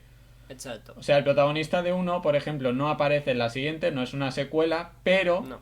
sí que está relacionada de X manera con la obra anterior o con la obra siguiente o con una Ujú. obra de hace 4 años. Y que de hecho no puede que no aparezca físicamente otro personaje, pero sí que se le mencione como alguien que sufrió lo que puede que sufra el protagonista de este relato. Exacto, por eso hablamos con Lovecraft de universo literario, que esto para mí también es bastante pionero en el sentido de, sin ser, o sea, aunque sea el mismo universo, sin ser el mismo orden cronológico, como por ejemplo puede Ujú. ser... Pues claro, hay que diferenciar saga de universo literario. O sea, Claro, una claro. saga sigue una estructura lineal de pasado, presente, futuro. Sí. Sin embargo, en el universo puede ser o bien presente, o bien contemporáneo, o bien otra dimensión, o bien un salto temporal, o otra línea temporal, que también hay, Varias. etcétera. Y bueno, eso también, para que os hagáis una idea, eso pasa también mucho en los cómics, que como dijimos en otros podcasts, pues eso, hay un personaje que hace referencia a otro, que luego resulta que hace un cameo, etcétera. Pues esto vendría a Correcto. ser lo mismo, pero versión mal. Sí. Y luego la pieza que une todo este puzzle cósmico, que también has mencionado tú en la parte de bestiario, es el Necronomicon.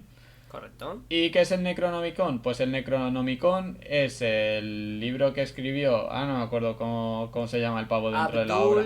Azrub o algo así. Abdul al-Zareb o algo así se Sí, algo llama. así. Que bueno, básicamente es un libro que sin ser profético, porque no es un libro de revelaciones como puede ser la Biblia o el Corán o otro libro prototípico religioso, Ujú. Es un libro que sí que narra o describe a todos estos entes cósmicos. Sus Sí. propósitos, su aspecto si lo tienen o si más o menos se puede imaginar, etcétera. Ujú. Entonces, dentro de esta obra, aparte que se menciona mucho, hay muchas apariciones, incluso gente que lo lee, Sí. obviamente con sus consecuencias, pero bueno, es como vendría a ser un poco ese anillo único del Señor de los Anillos, que si bien no es la Exacto. herramienta principal, sobre todo en el Hobbit o el Silmarillion, Sí. sí que añade cohesión a lo que sería ese universo. Exacto. Bueno, luego lo que he dicho, también como ha dicho Sergio antes, se cruzaba con otros escritores, por lo que ahí hablaríamos de diferentes universos o líneas temporales e incluso Ujú. dimensiones. Sí. Y bueno, luego pues de sus obras más populares mencionaríamos La llamada de Tulu, que es un Ujú. relato, la más famosa y la más tal es En las montañas de la locura, Exacto. El que susurra en la oscuridad también es otro. Ujú. Y las obras sobre Innsmouth, que es el que narra el tema de los profundos y de civilizaciones prehumanas, y luego entre muchas otras. Sí. Pero bueno, en la parte de obra básicamente quiero que, o Sí. queremos que veáis que pese a que sigue una misma estructura narrativa, no es lo típico de leído uno, leídos todos, sino ¿Qué va, que qué va? tienen cosas diferenciadoras entre las mismas obras, pese a que la estructura o el patrón narrativo sea bastante similar, por no decir Sí. prácticamente el mismo. Sí, sí, cada uno tiene sus... Dentro del mismo esquema, tiene... cada uno tiene sus Exacto. peculiaridades que lo hacen más especial. Exacto, que luego, pese a que siga el mismo esquema, la forma narrada también es diferente, porque Sí. muchas veces es una persona que mediante flashback te cuenta lo que él ha vivido, otras veces es Ujú. mediante un diario que te pone 11 de enero, mi equipo y yo llegamos a tal sitio. Exacto. 12 de febrero, pues en tal sitio hablamos con una tribu aborígena Sí, sí. que tiene un santuario raro que te cagas. 14 de marzo, han matado a la mitad de mi expedición y no sabemos cómo. Pues ese es un poco eso, ese juego con la narrativa de cómo tú poco a poco te vas sumergiendo, al igual que el protagonista, en esa locura que están viviendo. Yes. Y bueno, pues ya mencionado esto, llegaríamos a la última parte, a la parte del legado que nos ha dejado Sí. este buen señor. Pues nos ha dejado bastante cosa, porque, por ejemplo, refiriéndose al medio audiovisual, Sí, hemos visto toda su impronta en la saga de Alien y en la película Prometheus de Ridley Scott, sí, en Predator, en La cosa de John Carpenter, sí. que la del 82 creo, Sí, es la del eh, 82. Bueno, en la y la otra más... también porque es un remake. Creo que Bueno, era del sí, 11 o algo así. pero en el remake se ve más, es decir, está más adaptado la imaginería de Sí, Lovecraft. es verdad. Y la más reciente que podríamos decir ahora, entre otras muchas que hay, si habéis visto, no vamos a hacer spoilers, pero si habéis visto o si no habéis visto la última temporada de la serie de Netflix de Sabrina, Exacto. se centra principalmente en enfrentarse a los... ¿cómo lo dicen? Los horrores antiguos. No, Arcanos. Los los horrores horrores arcanos. arcanos, exacto. Que aquí en esta temporada se enfrentan a 7 8 8. bueno, a ocho Uno horrores por arcanos, que episodio. básicamente... Dime. Uno por episodio. Exacto, uno por episodio. Que estos horrores arcanos, obviamente, como la palabra va sonando, son paralelismos con otros dioses de la mitología de Lovecraft. E incluso Exacto. el villano recurrente de las 3 temporadas se cambia el nombre y adopta el apellido del escritor. Se hace llamar Lovecraft. Exacto, el padre Y, Lovecraft. y incluso se menciona a Howard Philip Lovecraft y sus Sí. obras. O sea, se De hecho, menciona lo aquí que lee Lilith, que no es Lilith, o sea, la que hace dos papeles. Sí, Al final, ella está leyendo el Necronomicon. exacto, está leyendo el Necronomicon. Y eso, en Alien, pues el tema de vida en otros planetas, que Exacto. nosotros no somos nadie. Bueno, ya para Que empezar, esos... que nosotros, por ejemplo, servimos como mestizaje o manera de cuerpo, por así decirlo, para que el alien nos parasite. Exacto, sobre todo en Prometheus se ve más con lo de las cavernas, con las esculturas y todo eso. Exacto, la civilización esa prehumana o que dejó a los Sí. humanos ahí.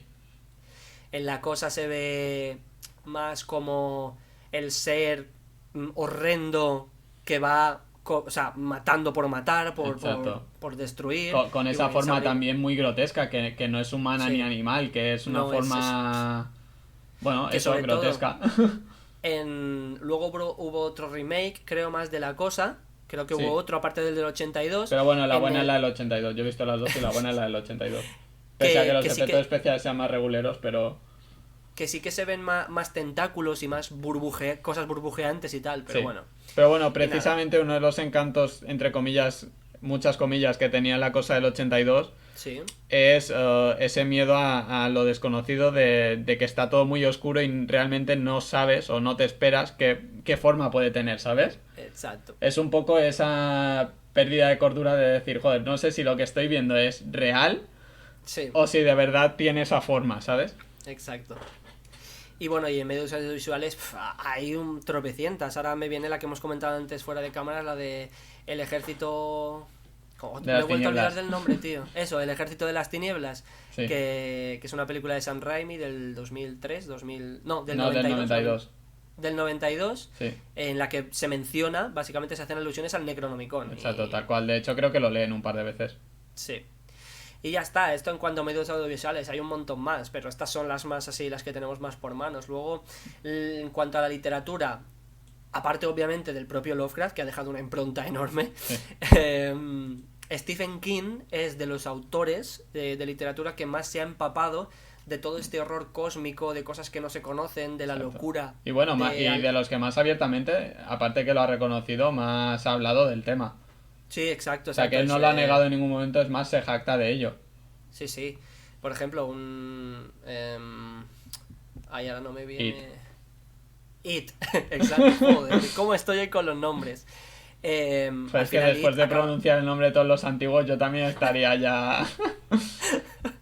Al fin y al cabo, It es un alienígena Exacto. que adopta otras formas para atraer seres humanos a su guarida y comérselos. O sea, Exacto. De hecho, no se los come, se alimenta de su miedo.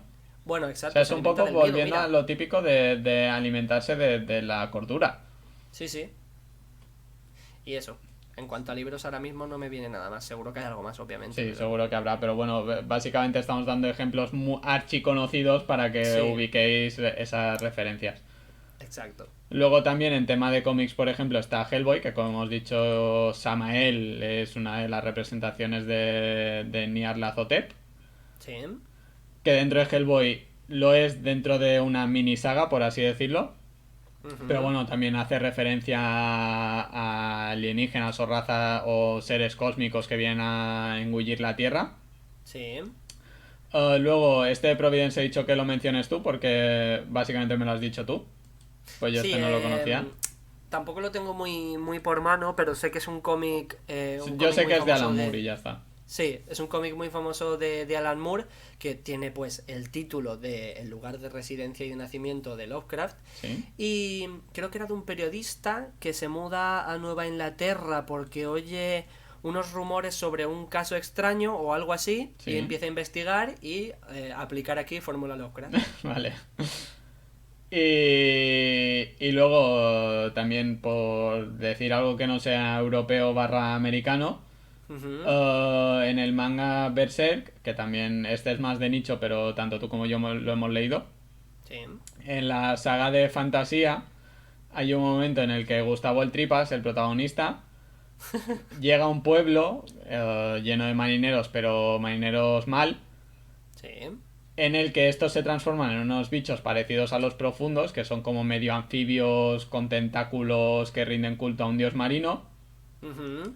Y el mismo Tripas se enfrenta a este dios marino. Y bueno, tanto aparte de este capítulo en la saga de fantasía, también vemos que tanto los diseños de los apóstoles como de los demonios, que esto ya hablaremos cuando hablemos de Berserk, porque se Sí. les llama apóstoles, eh, todos estos diseños de las criaturas no son típicas criaturas No. de un demonio de una especie de sátiro con dos cuernos, No. sino que son criaturas hiper grotescas, con unas formas inimaginables, Sí. en fin, todo mal también en el tema de los Todo fatal. diseños.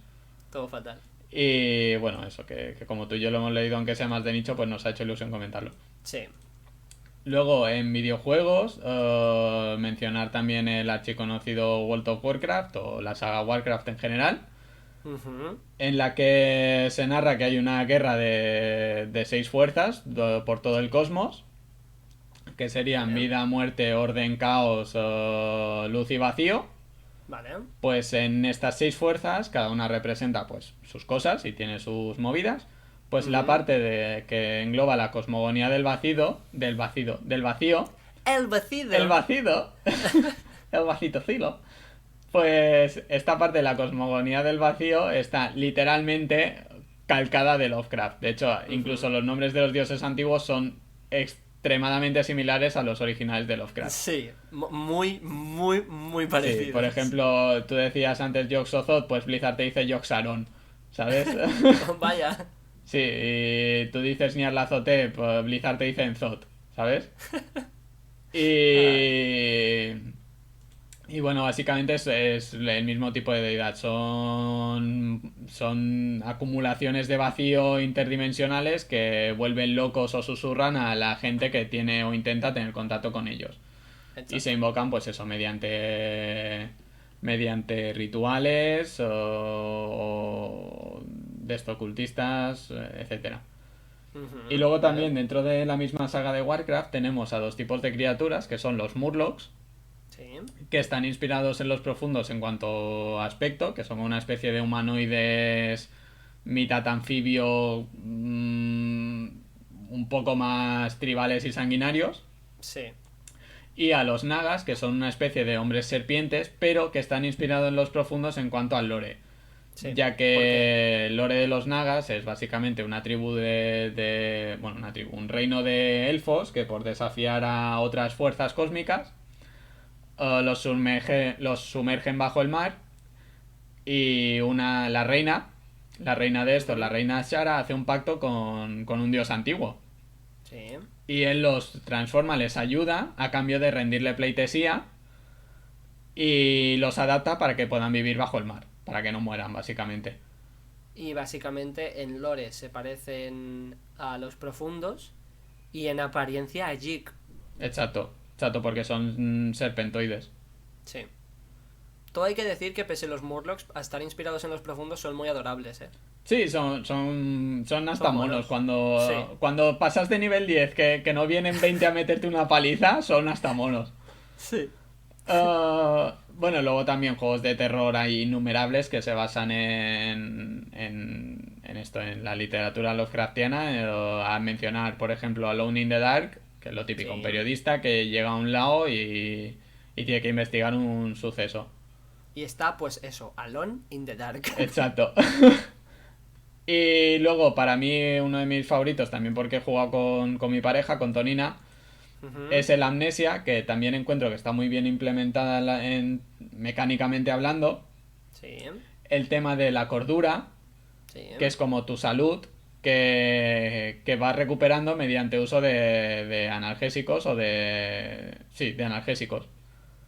Ah, mira, yo esto no tenía ni idea. Pues sí, y está bastante guay porque cuanto más avanzas en el juego, más gelatina hecha de carne ves por todo el mapa Ah, y se tío. aparecen criaturas cada vez más grotescas que muchas Joder. veces ni las ves, solo ves como la sombra en la pared, ¿sabes? Hostia. Sí, sí, es espectacular. Y ya porque el juego tiene unos gráficos del 2013, pero es increíble, la atmósfera es increíble. Joder. Y bueno, luego también el Bloodborne, que se Ujú. basa en una especie de ciudad londinense victoriana, Sí. y en la que tu misión es conseguir una especie de sangre que procede Ujú. de unos dioses cósmicos. Hostia, vale. Y bueno, sigue la misma estructura. Cuanto más te vas adentrando en la ciudad o en el mundo de Bloodborne, en el mundo de Yharnam, Ujú. en la ciudad de Yharnam, um, más grotesco se vuelve todo, las criaturas dejan de ser tan humanoides, porque claro, al principio es como, ah, no, pues me enfrento a hombres lobo o gárgolas o vampiros, ¿sabes? Muy Vale. victoriano, pero a medida que vas avanzando, todo se convierte, pasa de ese terror victoriano gótico a un terror más Lovecraftiano. Vale. Y de hecho el boss final, por así decirlo, se llama... ahora no recuerdo cómo se llama, pero bueno, básicamente es como la representación de la luna, o dicen que vive en la luna. Hostia. O sea, para que veas un poco eso, que viene de fuera y tal, y te convierte como en un gusanillo, con un final secreto, está guay. Qué guay, vale, maravilloso. Y bueno, luego también a destacar la campaña de zombies del Call of Duty, que todos hemos jugado, que dices, venga, a ver hasta qué ronda llego ahí con los colegas. Pues dentro de la campaña de los zombies hay una especie de historia. Sí. Y de hecho, el malo, por así decirlo, de esta campaña es uno de los avatares de Nyarlathotep. Ah, oye, O eso te hacen pensar. O sea, eso dan a entrever. espectacular. Sí. Y bueno, luego, como tú me has dicho fuera de cámara, en el universo de Dungeons and Dragons, que había... ¿Qué Sí, bicho era? ¿Que me lo has dicho tú?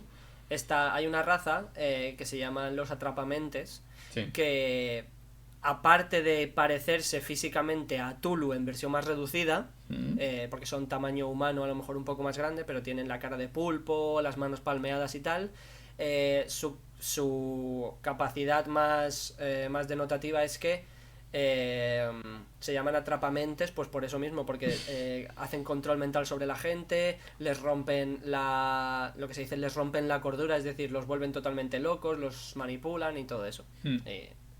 Y eso. Y eso me ha hecho recordar otra referencia medio audiovisual, acabo de conectar ahora, por el nombre en inglés. Sí. Y por lo que están basados, el atrapamentes en inglés es el Mind Flayer, que quien se acordará es el villano de la segunda temporada de Stranger Things, que también es este mismo concepto. Ah, claro, es verdad que de hecho en Stranger Things también se trata este tema de un terror dimensional. Exacto. De bichos que vienen de otra dimensión que hasta que no abren un portal o experimentan con ello no aparece. Me ha venido ahora, ya está. Es verdad, buena referencia. Y ya estaría, yo creo que ya hemos dado la turra con Lovecraft. Sí, joder, yo creo que hemos cumplido. Y si ahora la gente no se da cuenta de que ha tenido a Lovecraft al lado más de una vez, Sí. me preocupa. No han visto mucha cosa ni han jugado a mucha cosa. Sí, la verdad es que yo creo que con las referencias que hemos dado, es que es eso, son características que se ven enseguida. Cuando las conoces, las ves enseguida. Si vosotros veis un bicho con cara de pulpo... ¡Oh! Perdona, hablando de cara de pulpo. Míralo, otra referencia. tú sí que tienes cara de pulpo. ¡Hala! Faltando el respeto. Otra referencia audiovisual. El personaje de David Jones de Piratas del Caribe también tiene esos rasgos en referencia a Tulu. Ya está. Porque como está debajo del mar y todo eso, ya está. Es verdad. Ya está. Podemos terminar ya. Pues eso. Bueno, pues ya hemos terminado el podcast de hoy. Sí. Hasta aquí el episodio. Si se divide, nada, mismo formato que la semana pasada. Una semana una parte, una semana la otra. Exacto. Que no se divide, pues a disfrutar del podcast. Sí, bueno, de todas maneras también supongo que informaremos de esto cuando lo sepamos en redes sociales, que si queréis nos podéis seguir. Que en Twitter es @cantina616 y en Instagram es @cantina_616. Sí. Y bueno, en YouTube Cantina616 y en iVoox igual. Eso, que Cantina616 que no tiene mucha pérdida en YouTube y en iVoox.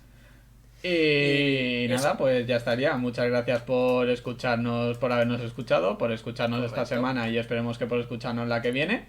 Correcto. Y ya está.